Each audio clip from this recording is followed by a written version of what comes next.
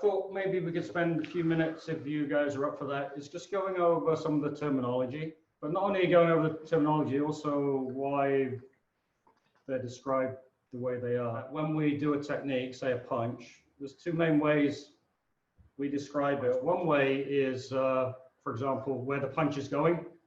And so in English, it'd be like punch him in the head punch. So just simply the target. And the other is describing what the technique is doing to get to the target. Does that make sense? And just like in English, you can be as detailed or brief as you want. So if I'm punching to the chest, often we'll just say chudan ski. Chudan is middle level, ski is a thrust.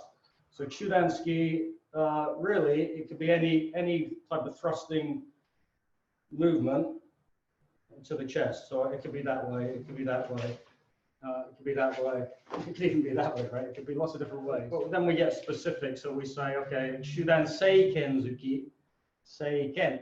It's assumed that a two-knuckle punch in roughly that position with the wrist flat, that is presumed to be the correct way to punch. Seiken literally means sort of correct fist or accepted fist. For some people, that is a correct fist. For some people, that is a correct fist. For some people, that is a correct fist. So we get more detailed about it. Shudan Seikenzuki, middle level thrust using the Seiken, using that fist formation. We might say Chokuzuki. Choku means direct, means a straight. So Chokuzuki, often you'll hear Chokuzuki. So Chokuzuki would be when the arm is moving in a straight line, usually from the side.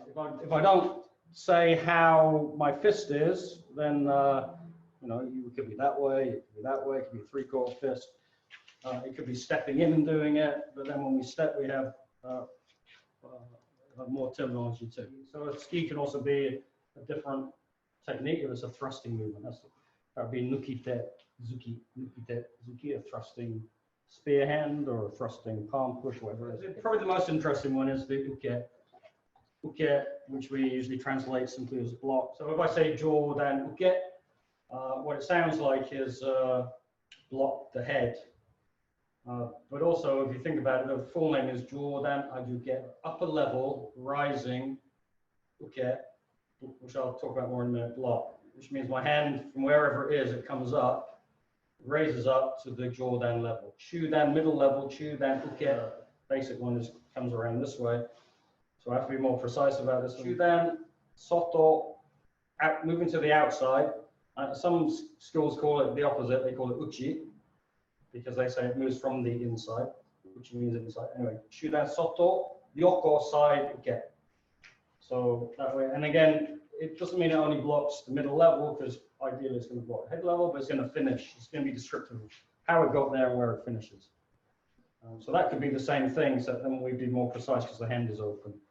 So we'll call it something different, like Chudan Kake, Chudan Yoko Soto Kake Uke, hooking block, or Hiku Uke. Hiku is the pull. It looks the same, but sometimes it's the interesting about Uke is that if you spend any time on martial art forums and you use the word Uke and you describe it as a block, people have like a hissy fit.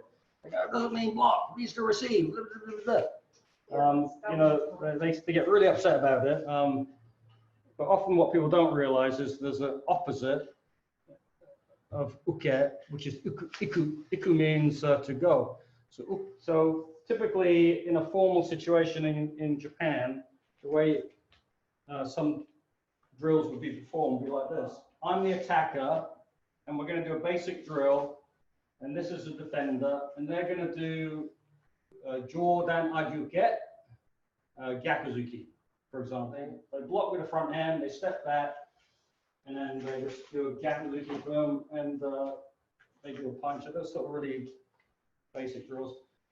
So that's Jordan Uke. But often what I'm doing, and I'll say it, is I'll say Jordan Ikimasu, which means I'm going, literally, I'm going to go to upper level. I'm going to attack to the upper level. I'm going to attack to the upper level, and this is going to the upper level, and from their point of view, it's coming to the upper level. And so whatever they do, the reason it's called uke is because it's coming, this is going, Whether you describe it as a block or whatever you want to do is how you do the movement, not the movement itself. I mean, I think in English, a block means you stop something in its path. If Sensible Shell swing a hand to my head and I stop it, often we say, well, I blocked it. I stopped it in its tracks. There's nothing wrong with that, right? I mean, people say there's no blocks in karate. Well, if that happens and I don't see it coming till the last minute, it's like, shoot, I get my hand in the way. Well, didn't I block it? I might have received it, also blocked it. If I have more time and I see the movement coming, that comes straight this way, I might move this way and I might just glide my hand, or I might not even touch the hand. And the other thing about the blocking movements is, of course, it depends on the range. And it depends what they're doing. If someone's hitting me and I'm hitting range, and like the last example where I see the last minute, I just get my hand in the way. If I change the range, if they do it, I move in on it. So then my blocking hand becomes a slightly different tool. Go straight to Yeah. this one. So when I do that, it can just be attacking. So it can be attacking. And then the other thing though is if we're already in contact here, then blocking movements can be blocking movements too, like Chudan Uke, for example. Draw down Uke, for example. Right? Get down Barai, for example. Then they become grappling techniques. So it just depends on the context.